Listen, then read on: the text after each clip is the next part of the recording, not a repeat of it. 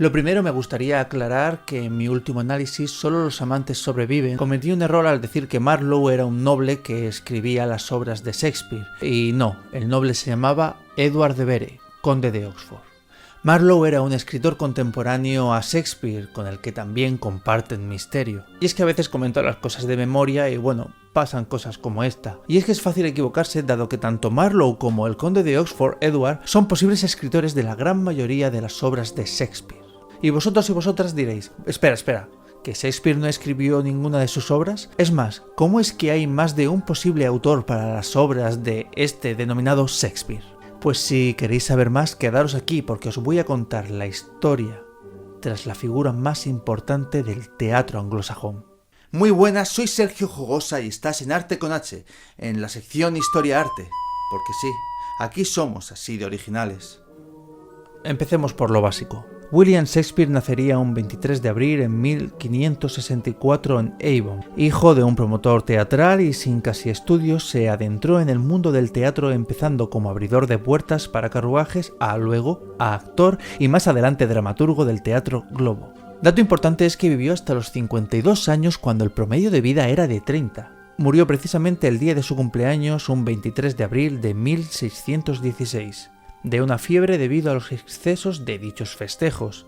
Se dice que tenía cáncer, se dice que ya estaba enfermo de entonces, pero vamos, que hizo pleno es algo que hay que tener muy en cuenta. Y sí, esto es lo que podréis encontrar en Wikipedia, pero yo os puedo contar, por ejemplo, que robaron su cráneo tras su entierro, algo que da mucho que pensar, y que vivió más que su hijo Hamlet Shakespeare, y se dice que el personaje de Hamlet está escrito en su nombre. Toda esta información es muy necesaria para más adelante. Pues bueno, si juntamos que robaran su cráneo, que no tenía estudios, que nunca se le vio o por lo menos no hay registro de ver a Shakespeare escribiendo un solo verso, que no se encuentra ninguna copia original debido al incendio del Teatro Globo, donde estaban archivadas, y que las pocas que se dicen originales están escritas bajo la firma de Shakespeare, como si alguien que no supiera de ortografía inglesa escribiera el nombre de Shakespeare. Si tenemos en cuenta que las obras de Shakespeare son conocidas por todo el mundo por su gran conocimiento de historia, filosofía y artes, nos genera una gran duda. ¿Cómo es que alguien sin estudios y que aparentemente no sabía siquiera escribir su nombre pudo escribir tantas y tan grandes obras que llegan hasta la actualidad como parte del culmen de la dramaturgia inglesa? Pues existen tres teorías que dicen que el actor Shakespeare no era más que una cabeza de turco, un actor para que el autor real estuviese a la sombra. ¿Y por qué nadie querría que no se le reconociera la autoría de las obras más grandes del habla inglesa hasta el momento? Pues todos tenían una buenísima razón. Empecemos por la autoría de Shakespeare. Alrededor de 150 años después de la muerte de William Shakespeare, se empezaron a crear dudas sobre la autoría de este literato británico, tanto de sus obras teatrales como de sus poesías atribuidas. Y bueno, el término autoría shakespeariana se refiere a esas teorías de conspiración de personas reacios a creer que Shakespeare no escribió ninguna de sus obras. Empecemos con la teoría baconiana o baconiana, como queráis llamarle. Durante el siglo XIX, el candidato más popular fue Sir Francis Bacon. La teoría baconiana defiende que Sir Francis Bacon fue quien creó estas obras atribuidas a Shakespeare y que este nombre sería un seudónimo con claves masónicas. Pongamos la teoría en movimiento. Venga, pensemos que realmente Sir Francis Bacon había creado un personaje cuyo nombre era William Shakespeare. Se considera que en el año 1623 fue elegido intencionadamente por Bacon para publicar The First Folio, por los estrechos vínculos de los números que componen sus nombres, William Shakespeare y Francis Bacon. En otras palabras, el total de la suma de sus letras suman 33, un número clave para la masonería. La principal evidencia baconiana se funda en la presentación de un motivo para el ocultamiento, las circunstancias que rodean la primera puesta en escena de La comedia de las equivocaciones, la proximidad de Bacon a la carta de William Strachey, a partir de la cual muchos estudiosos creen que se basó en La Tempestad, obras con un conocimiento legal propio de Bacon, y los numerosos supuestos paralelismos con las obras publicadas de Bacon y las anotaciones en el Promus, su libro de notas personal. El interés de Bacon en las historias civiles, todo esto presenta una gran similitud entre las obras de estas dos supuestas personas que son completamente distintas. Vamos, en primera instancia es como si Bacon escribiese unos estudios con su nombre, pero a la hora de hacer el examen pusiese la firma de William Shakespeare para que le dejasen tranquilo. En 1880, Ignatius Donnelly, un estadounidense miembro del Congreso, escribió La Gran Criptograma, en el que sostenía que Bacon reveló su autoría de las obras mediante la ocultación en sistemas de cifrado secretas en los textos.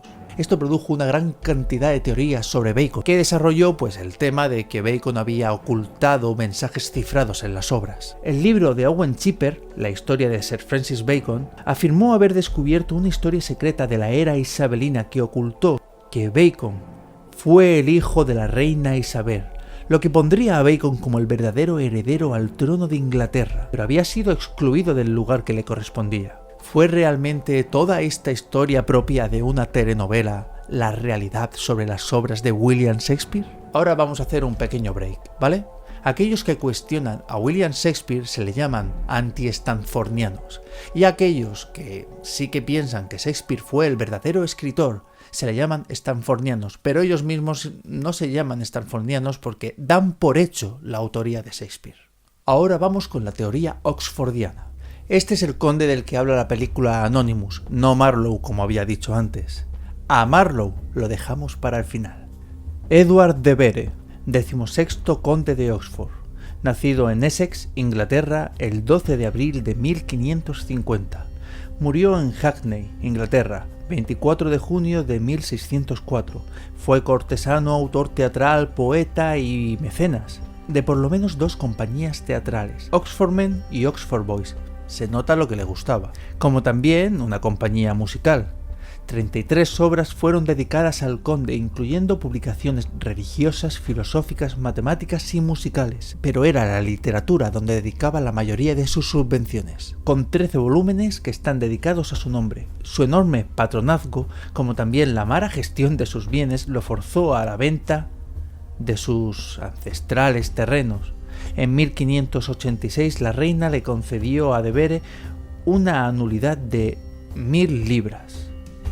De Vere fue premiado con el mando militar de Flandes en 1585 y en 1588 con el de la Armada. Edward de Vere es el segundo candidato más famoso a la autoría de Shakespeare, una declaración que muchos historiadores rechazan, pero que actores y directores teatrales, incluso escritores, afirman con mucha claridad. Aquí lo que sucede es que los oxfordianos, que así es como se hacen llamar, rechazan los registros oficiales y proponen una teoría conspirativa en la cual, diciendo que esos supuestos registros oficiales han sido manipulados y que de alguna manera lo que intenta es proteger la autoría del verdadero autor, recurriendo por supuesto a la escasez de evidencias. Los argumentos oxfordianos se basan fuertemente en las alusiones biográficas.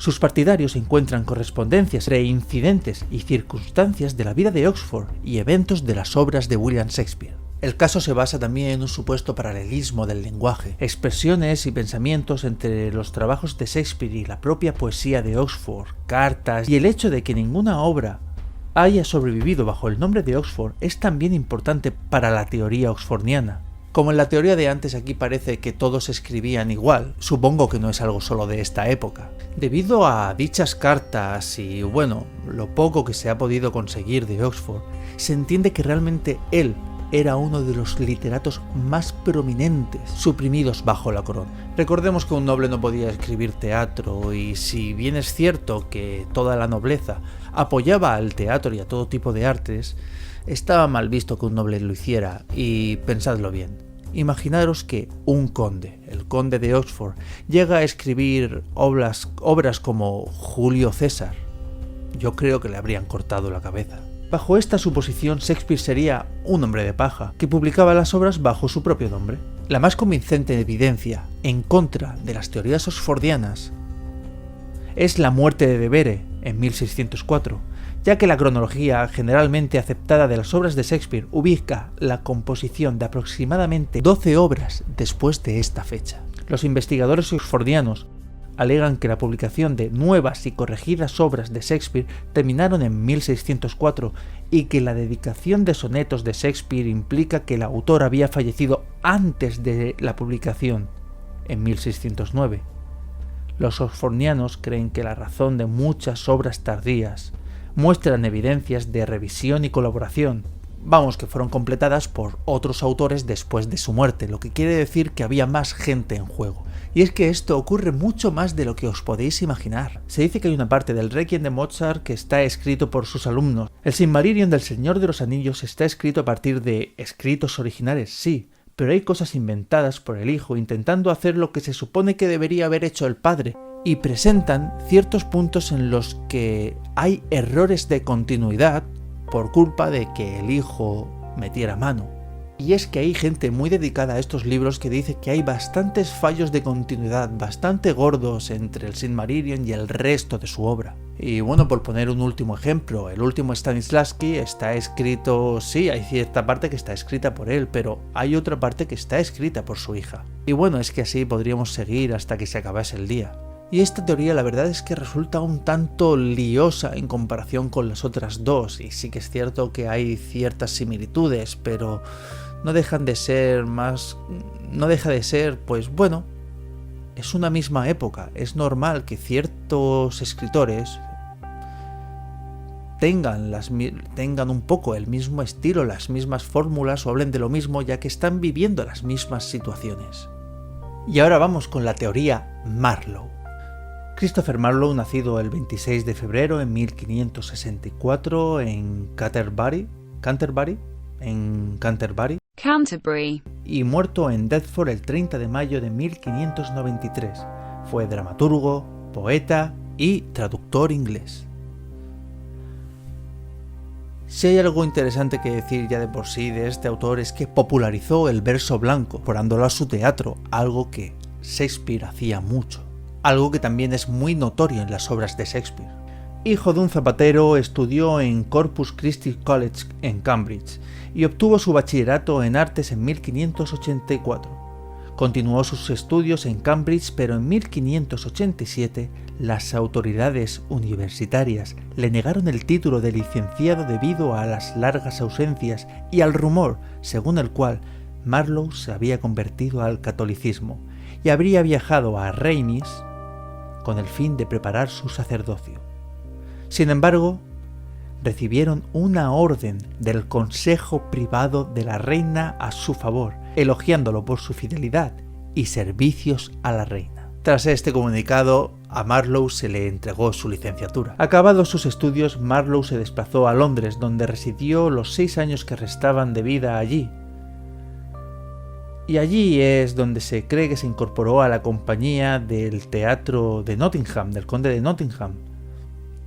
Esta compañía estrenó la mayoría de sus obras. También perteneció a la entonces conocida Escuela de la Noche, un grupo de librepensadores. Se conoce un episodio de su vida que lo llevó a la cárcel, siendo amiga del poeta Thomas Watson, con el que compartió casa durante algún tiempo. Se vio involucrado en un caso de homicidio, que este sí que está dando bastante temita, ¿no? Poco más se sabe de su estancia en Londres hasta más o menos 2 días después de su muerte. En aquel tiempo había dejado de compartir piso con Thomas Watson para compartir con Thomas Kidd, autor de entre muchas obras La tragedia española. Y cuando este mismo Thomas Kidd fue detenido por traición, se le encontraron ciertos papeles que demostraban que realmente él era católico. Tras esto, Kidd, sometido a una gran tortura, presentó a Marlowe como el creador de dichas piezas. Pero aún más importante fueron las acusaciones de Richard Baines, quien un día antes de la muerte de Marlowe habría presentado informes al Consejo Privado de la Reina en los que se le acusaba de ateísmo, haber cuestionado pasajes de la Biblia, amenazar con acuñar su propia moneda y prácticas homosexuales. Se presume que pronto sería detenido como presunto traidor a la corona, pero esto no llegó a pasar porque el 30 de mayo de 1593, a primeras horas de la mañana, Marlowe se encuentra en una posada en Deptford, en compañía de Ingram Freezer, Nicholas Skeres y Robert Poley, cuestionables personajes por su relación con el espionaje y las confabulaciones. Los cuatro pasaron todo el día en la posada, sin apenas salir de sus aposentos. Después de cenar, se originó una gran reyerta y a resultas de las mismas, Marlowe resultó muerto. Diversos críticos y estudiosos no se encuentran conformes con estos datos y dicen que realmente Marlowe no había muerto y a resultas de esta, solo se trató de, pues eso, un montaje para hacerle desaparecer y evitar así que se enfrentara a la justicia.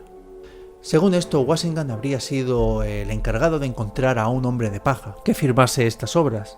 Los defensores de la teoría Marlowe consideran que este hombre de paja fue William Shakespeare, cómico aventurero que no rechazó el acuerdo a cambio de, pues eso, unas cuantas monedas. Ahora, conociendo los antecedentes, vamos a pararnos un poco en los paralelismos entre estos dos personajes. Los dos vivieron en Londres al mismo tiempo. Los dos se dedicaban a la misma actividad, dramaturgia, en los mismos teatros de Londres. Trabajaban con las mismas personas. Recordemos que los actores se dividían siempre en distintos grupos teatrales para poder sobrevivir. Los dos fueron conocidos como grandes escritores de mucho prestigio en diferentes periodos temporales de la misma época isabelina.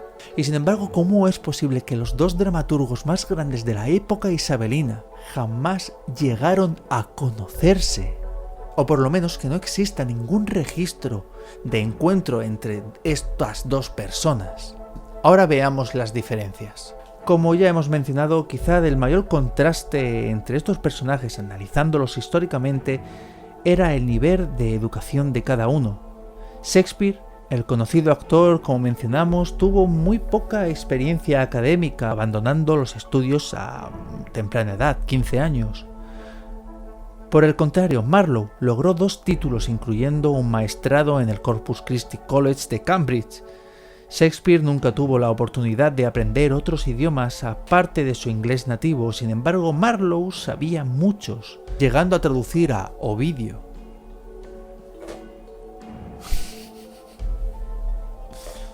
¿Qué pasa?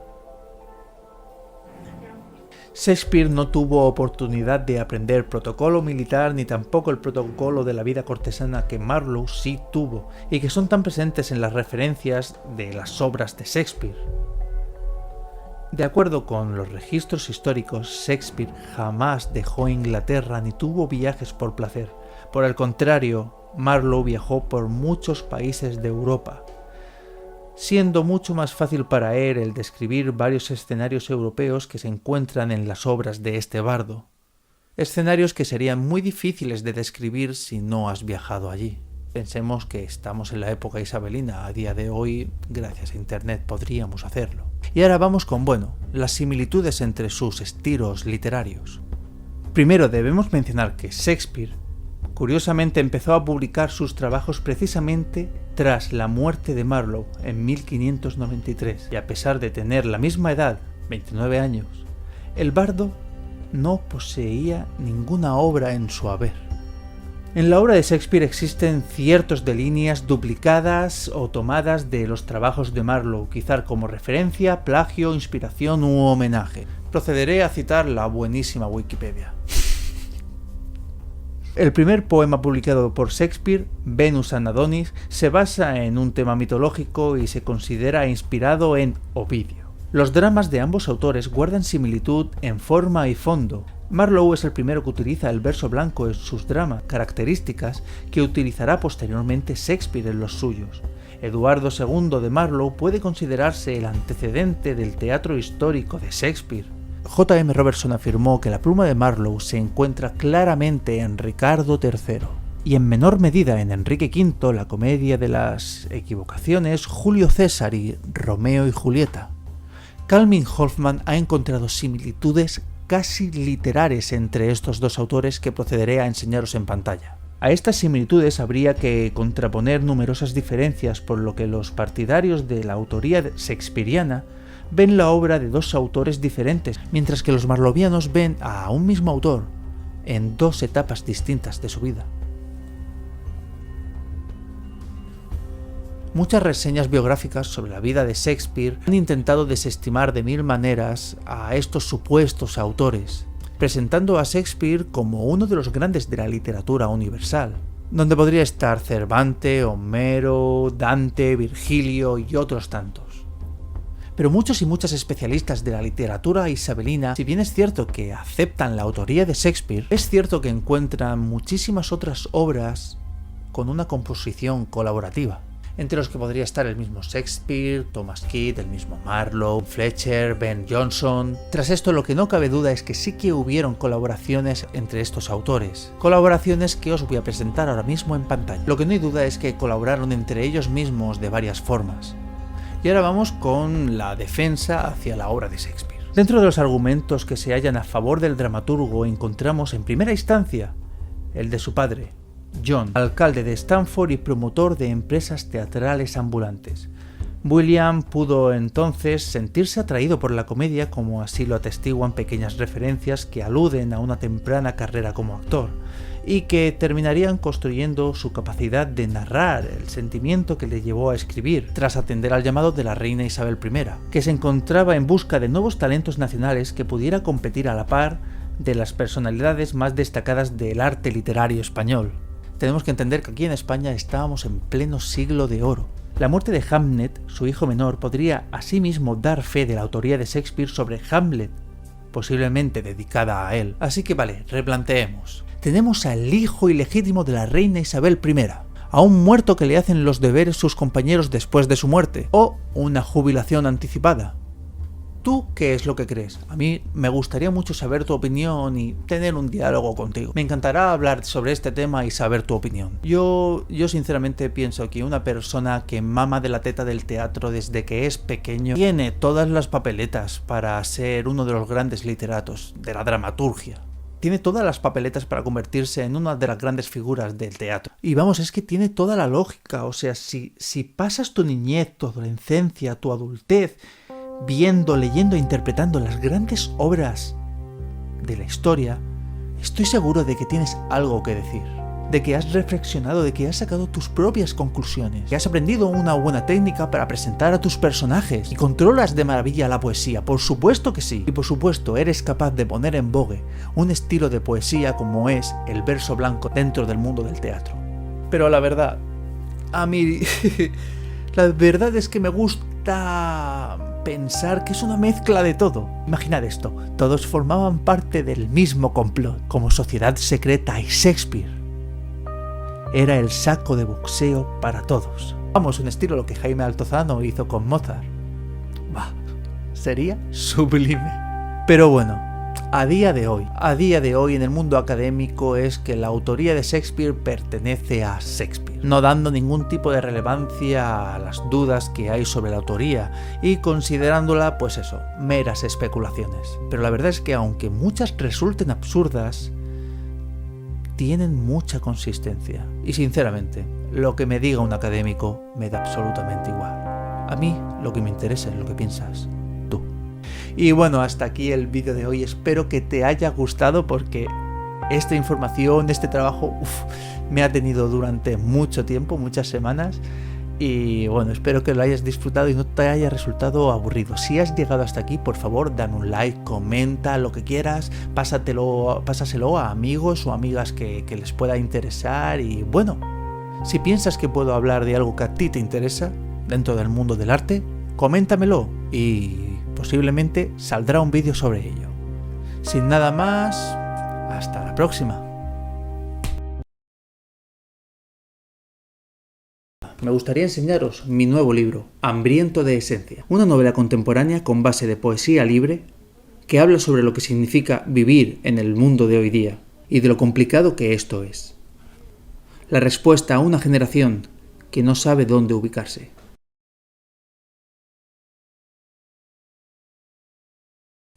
No olvides comentar, darle me gusta, seguirme y darle a la campanita si aún no lo has hecho. También puedes seguirme en Instagram, donde estoy diariamente activo.